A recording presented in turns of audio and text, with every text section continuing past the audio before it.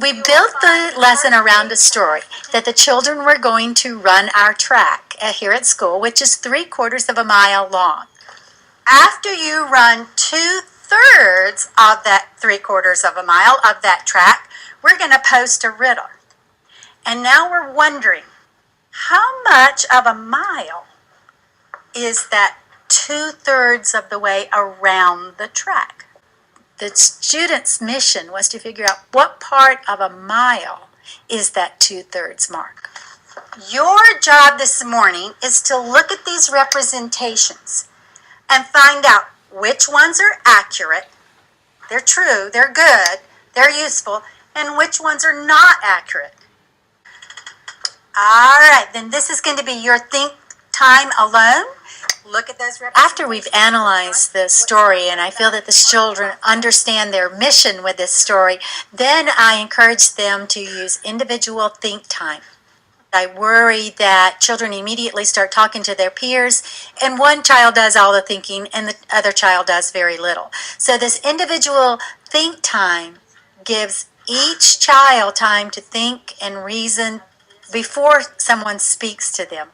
We were taught to memorize steps and we were taught to memorize algorithms.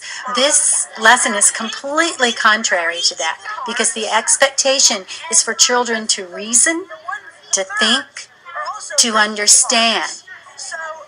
In this drawing, the 1/3 of the 3/4 is equal to the 1/4 of the whole mile. Part of the challenge in the reasoning in the math that we did today was that the children had 2 separate wholes to reason about. And they were also reasoning within the number system we call fractions. That itself bumps up the complexity of the reasoning. So 2/3 lines up right here. And that's, if you take the whole mile, it's 2/4 of a whole mile. And 2/4 is the same as 1/2, so that's why I think it's correct.